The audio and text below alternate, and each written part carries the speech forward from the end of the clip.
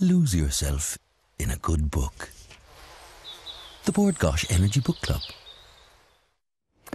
Now, Silver Threads of Hope is a collection of short stories from the cream of Irish writers, which has been published to raise funds for Console and will be featured as part of the upcoming Dublin Book Festival. This morning we are joined by journalist and broadcaster Sinead Gleeson, who has edited the collection, and Siobhan Mannion, who won the Hennessy New Writer of the Year award in 2011 and has contributed to the collection. Good morning to you both ladies. Great to have you here. Thank you very much. Thank you. Sinead, I'm going to come to you first. You can tell us a little bit about this beautiful book, Silver Threads of Hope.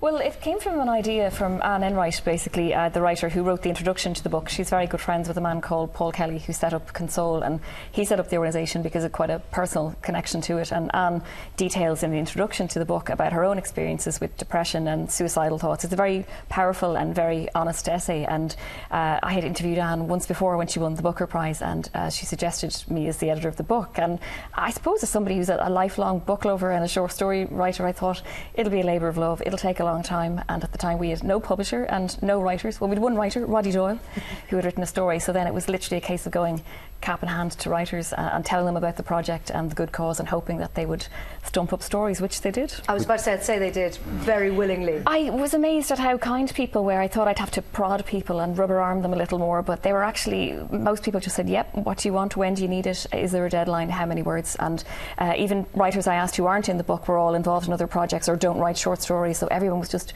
so kind about it and really supportive. But apart from being a lovely project, you also had a personal motivation too, didn't you? I did.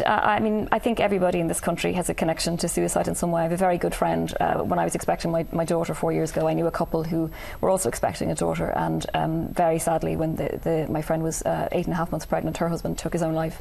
And I think, when I saw that funeral and saw the amount of people that it affected, and you can look at the statistics around suicide and see how many people actually do it, but the ripples and reverberations are far more larger than that. I think you only have to look around and see that everybody knows somebody who this has happened to, whether it's a colleague or a neighbour or a friend or a relative. We've all been affected by it, so it just seemed like a really worthwhile cause, particularly in the times we're going through now. A lot of people are struggling and finding it very hard to go on, so I just thought it was a wonderful cause that deserved to be supported. And the stories are stories of hope.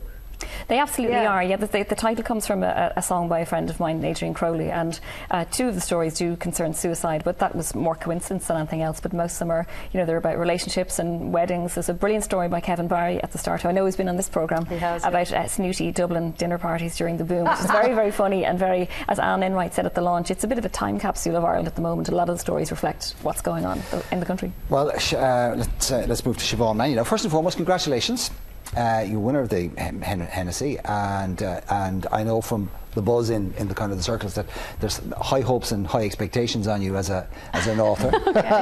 No pressure there then. Okay. But you've contributed to this.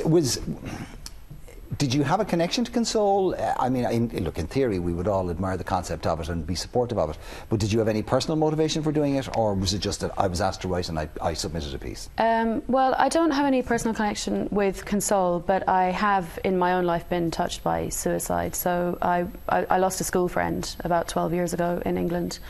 And I recognise that Console does really important work and obviously has to fundraise, and I think creating a book is a beautiful thing to do to help to support such a good cause. As a writer, was that a topic or a theme that you'd ever touched on before? No. So this gave you an opportunity to address that then? Well, we actually were allowed to choose any topics we wanted. Sinead was very open with the invitation, so it was more a question of sticking to an approximate word count. And then after that we were left to our own devices. What did you choose to write about? My story is called Looking for the Heart of Saturday Night, and Tom Waits. That's what I was thinking. Yeah. Yes, it's named after the song, and which was kind of a jumping off point. It's the song I find really atmospheric, and it kept making me picture a couple in a car. So I decided to write a story about a couple in a car. So the obvious question is, where are they going? So it's a snowy night and they're off to a New Year's Eve party, and the story kind of looks at the different tensions in their relationship that come to the surface in the course of one night. Sparked off. That's what I think it's about, anyway. Sparked off by directions. Well, or the unwillingness of one person to accept. Many things in there that people might recognise. Yes, yeah. Now, Siobhan, you're just one of many. I mean, reading the people who have contributed, it's just a list of Kevin Barry, Greg Baxter, greatest. Dermot Bolger, John Boyne, Declan Burke, John Butler, Trevor Byrne, Emma Donoghue, Roddy Doyle, Dermot Healy, Christine-Dwyer Hickey, Declan Hughes, Arlene Hunt, Colm Keegan, John Kelly, and on and on and on it goes. I mean, fair play to you, Sinead.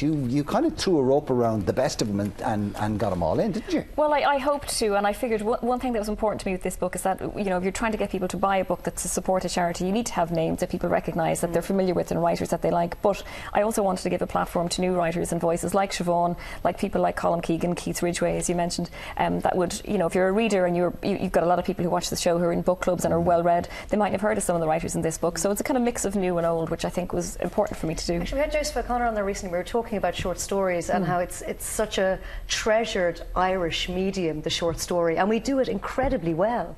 I think we do it really well, and again, there's lots of writers in this book who've had collections out. Emma Donoghue's a collection out this year. It's a superb collection. It is, and Mary Costello is in this book, who's on the Guardian first book shortlist, which is going to be announced later this month. And again, we just do it very well. I don't know, we're good at the snapshot. I think Mary Lavin said the short story was an arrow in flight, and I think that's a really good way of looking at these stories. An arrow in flight, yeah. Well, listen, it's a lovely book and it's a wonderful cause, and it'll make the perfect Christmas present for so many people, I think, personally.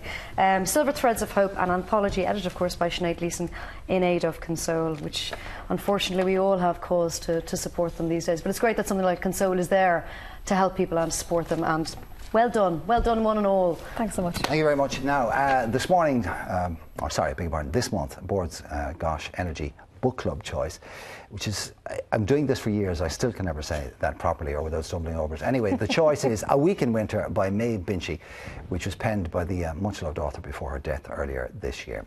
So if you'd like to be with the chance of winning a fantastic BlackBerry Playbook, then send us in your 50-word review of A Week in Winter, no later than Friday, November 23rd. Reviews should be emailed to IrelandAM at tv3.ie or sent by post to Board Gáis Energy Book Club, TV3, Westgate Business Park, Ballymount, Dublin 24. You can also enter through our website, tv3.ie/book club. Lose yourself in a good book. The Board Gáis Energy Book Club.